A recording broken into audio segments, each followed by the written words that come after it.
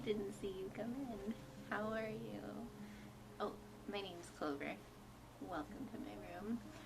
I was just brushing up on my Gothic Lolita Bible since we all have a lot of time to spend indoors lately. You know, just a good time to read through some old favorites. Look at some chord inspo. Such fire. Such legitness. Anyway, in the spirit of learning and bettering ourselves, thought I'd go through a list of terms, Lolita terms, terminology to be specific, that I just thought were interesting and that I think a lot of outsiders wouldn't necessarily know about. You may know about them if you are into this fashion and a regular purchaser of Lolita, but maybe there'll be one or two you hadn't heard before, or you were just never really sure of the, you know, the meaning of the word, so I hope you can learn something from this as well. That is ice cold. So, I have a list. Don't look at it. I want to tell you what's on it. Don't like just read it. We're going to start with kind of some more common ones, some ones you've probably heard before. Then we'll just move on to the weird stuff. Okay. Oh yeah. And I wanted to say, you know, we've all had a lot of time indoors, you know, time to read our magazines, things like that. I've had so much time indoors, I was able to redecorate my room and finally sort through all of the spare buttons that the different brands have given me with every dress and skirt purchase. Just sorted through all of them. Yes, I did. It's kind of like the soul, the little soul piece of every skirt and dress I own is in here, like oh yes, Lady Sloth. Oh, that one blouse, OG blouse from TaoBao. Kids Yo-Yo. Yes.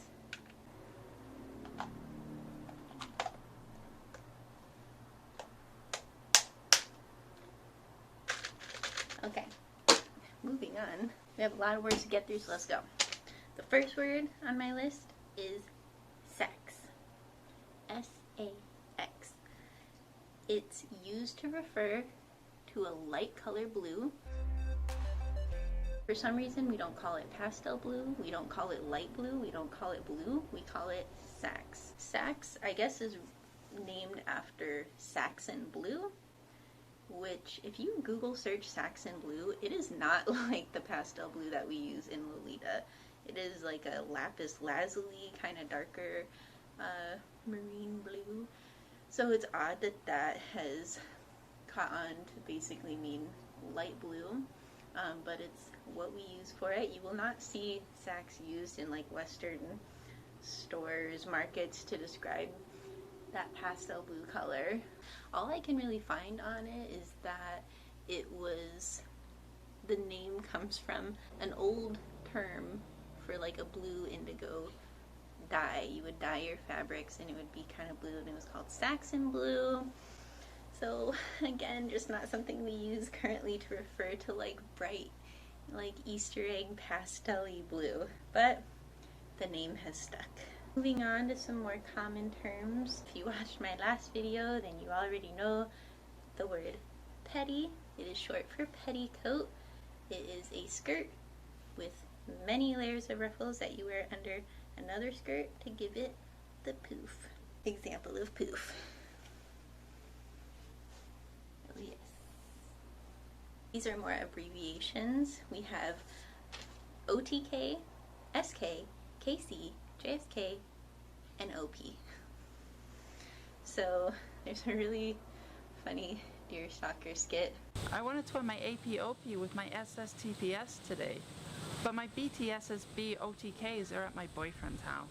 OTK means over the knee, and that is in reference to socks. So if you have socks that stretch up over your knee, they're OTK, over the knee. You can sometimes find this term like in eBay searches just for like non-Lolita socks and stuff too. SK, skirt. I don't know, skirt is such a short word anyway. You're only taking away like 2 letters, so it's kind of like, just write skirt. So KC stands for a Russian word, Katyusha. They even have a fun song.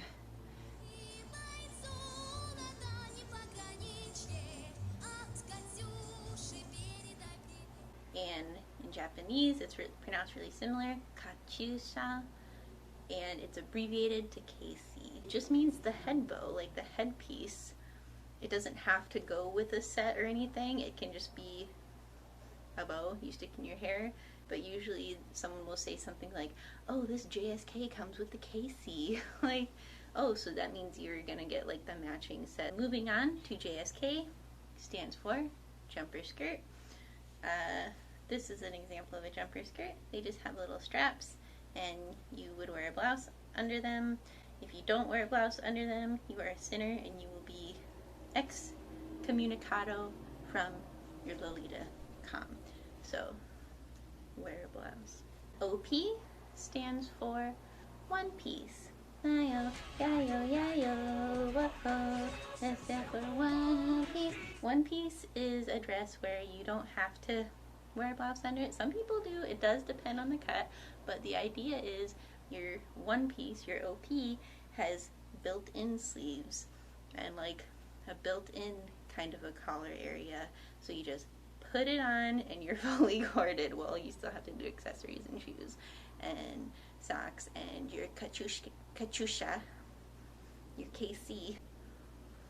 The thing I don't like about OPs is that it's really hard to get variation on it. I know certain OPs you can, but a lot of them are just so decked out that it's like the most you can do is different like coats or something over it, or like do some aprons or overskirts, or I don't know. You gotta get creative with them. It's not impossible. And maybe you just like an OP so much you just wear it over and over and over again the same way, and then you never get bored of it. I don't know how, but for some people, maybe they do.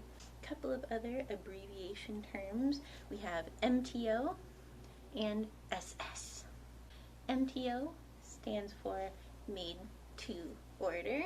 It just means the dress does not exist until you put that order in, and then they send away to the magic factory land or wherever, and they get the dress made per all of the orders that they have received. That would be like a large scale made to order. You could do a small scale made to order, like if you're an Etsy shop or something like that. You could make one example of the dress, and then like any sizes or any other specifics, that's MTO.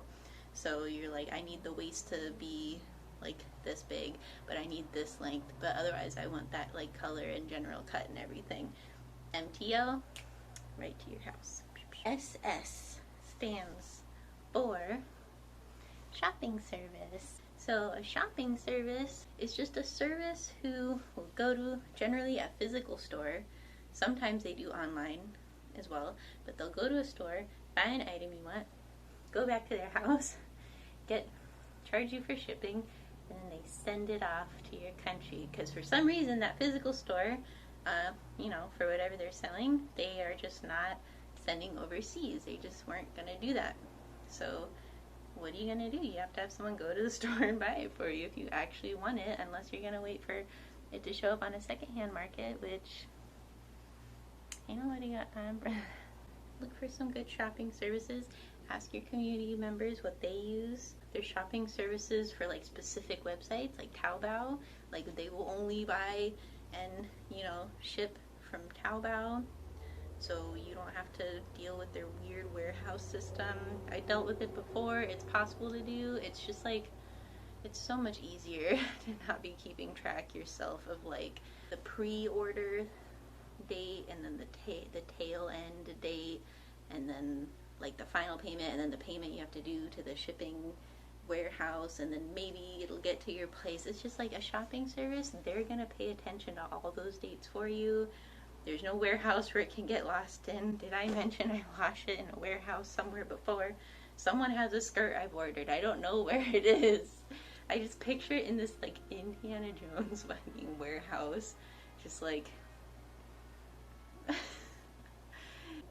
So yeah, use a shopping service. This one's a more basic one. So swap meet. You might be like, what the hell is a swap meet and why does my comm always want to do one? It's where you gather up all of your unwanted dresses and accessories from your home and you bring it to the swap meet, which is like a venue, just any venue. It can be like a cafe space, a library, a church, someone's house, just some space and area where you can set up and lay things down on blankets and or more ideally tables. You lay out all your stuff to sell and inevitably you buy more shit than you sold and you spend more than you made. Hopefully you actually go and sell and make more money and clean out a whole bunch of your stuff. You just unload to your comm, unload your whole closet. This is like the best thing for new people. Oh my god. If I had been looking up swap meets when I lived in Japan or like different states when I was kind of like an early Lolita, that would have been so fun. I love seeing everyone's everything. You just see stuff like that one you've seen before but now you get to see it in person, or two you've never seen before. You're just like, what are those? What are those? I have a video I did of my last swap meet. Here or somewhere, linked somewhere. One of my comm members really wanted to do a swap meet like at a cupcake place, but then the plague happened and that's getting kind of sidetracked for now. Do a swap meet, either host one or hope that your comm does one. It's not that hard to host one. You just have to have a big space, tell all your comm members that you have this huge space for this day for however many hours, and tell them all to bring stuff. And if you need to make money back for like how much you paid, just charge an entry fee and have them pay and just check their names at the door. That's all you do. It's that easy, guys. Do a swap meet for the good of your community. Now we have a controversial term. The term is bittersweet. So bittersweet is a term that some people just adamantly do not like. The whole stop trying to make bittersweet a thing. Whenever you see people say something like that in like Lolita comms, they're referring to this. That is such a cute bittersweet card. Gretchen, stop trying to make bittersweet happen. It's not going to happen. The idea is you do a sweet chord, but you have a bunch of just black color in it, or like darker elements. You could almost think like pastel goth, but it's kind of not. Usually it's like a lot of black with just pops of just bright color. I just see it like either call it bittersweet or don't. Like in the end it's sweet, yeah, it's definitely sweet, but if you want to does it have to have a sub-style name? That's up to you. You can make a term catch on or not catch on. It's up to you. So this is from Infanta. It's one of their older like strawberry JSKs, and to me this is an example of bittersweet. Like if bittersweet is a thing, this is it. The base is black and you just get these pops of colors that could so easily just be on like a white dress or like a pastel, you know, pink, sax, lavender, or whatever. You're almost like, are you wearing gothic? Oh wait, no, your themes are all super kawaii and cute. So the next two words are twin or twinning and irochi. What's irochi? Okay, well, let's start with twin. Twin is when you and a friend, one or like two or more people, wear the same dress and you cord it like mostly the same. Like, okay, I'm cording this with like kind of a cream blouse. If I twinned with someone, they're wearing this dress in this cut and color, and they also have like a cream blouse. Maybe it's also short sleeve, and like, you know, I have some like flowers just kind of clustered up here. Maybe they also have flowers. You know, there's some leeway. It does not have to be identical, but the more things that match, you know, the better. You should be able to do the heart thing and no one can tell you apart. So there's twin, and then there's a Japanese term. I don't think we have anything like it in English. Nothing's coming to mind anyway, but it's irochi.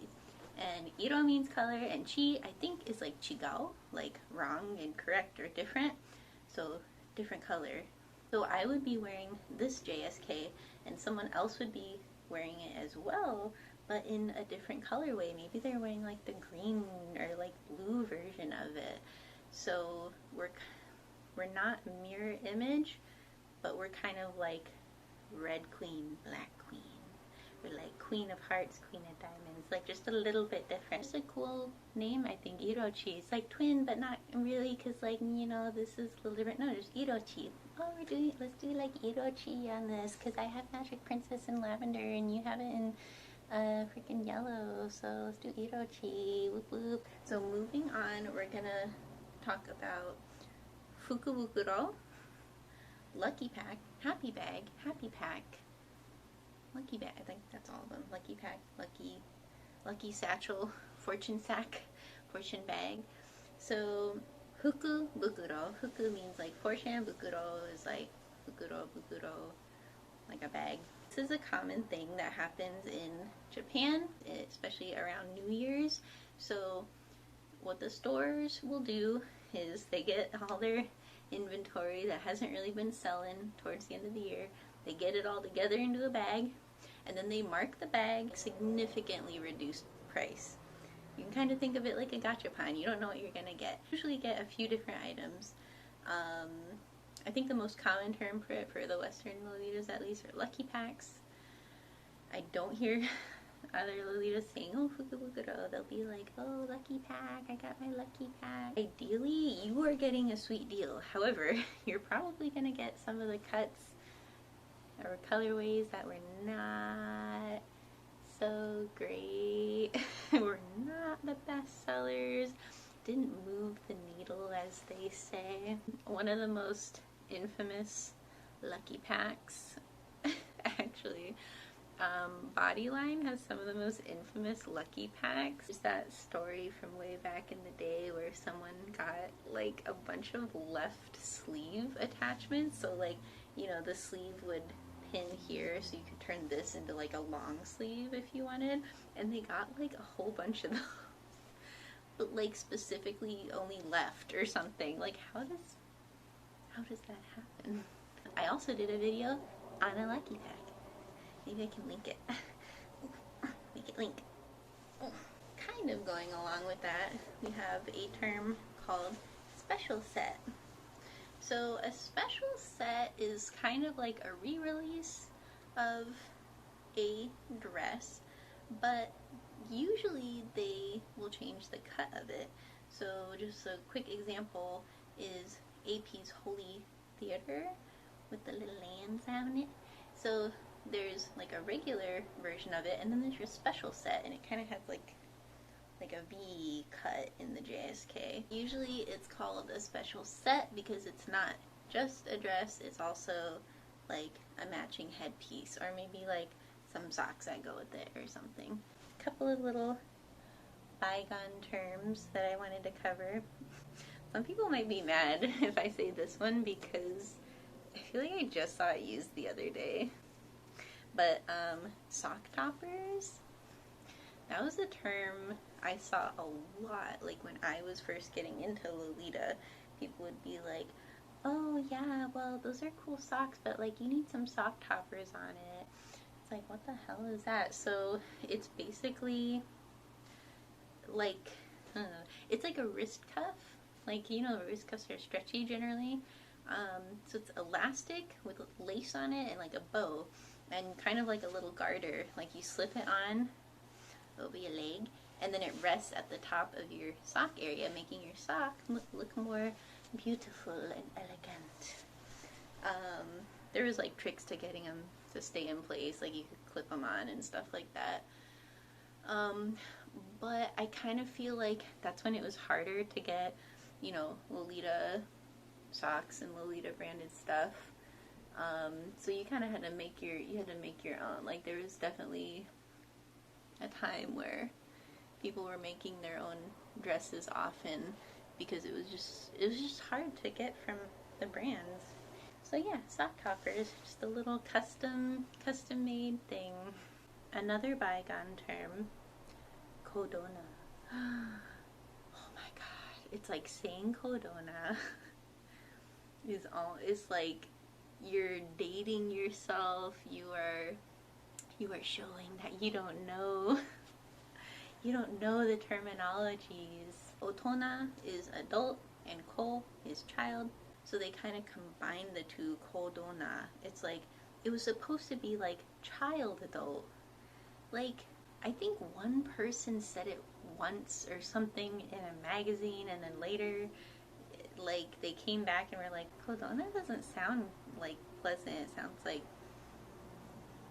man-child or something, which that's not the word you want to associate with yourself for what should be OG, like prince. You're dressing like a prince, you're dressing like royalty, you're, you know, looking your best and stuff. Like, you're not a man-child. So yeah, that's kind of a like an outdated term. You can still find some sites using this, like Lolita Wardrobe or something. Like, sometimes you do see it, kodona, but it really should just be OG or prince style or boy style. I hope you enjoyed going through the terms with me here. Hope you learned something. Oh shoot, I should have worn my glasses this whole time because I'm a scholarly Lolita. I will see you again in my room, and you'll be in your room, because I think we're going to be in our rooms for a little while. It's okay. It's okay. Bye!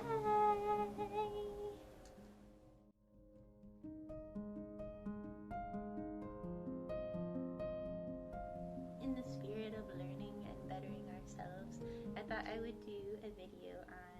Oh my god, look at this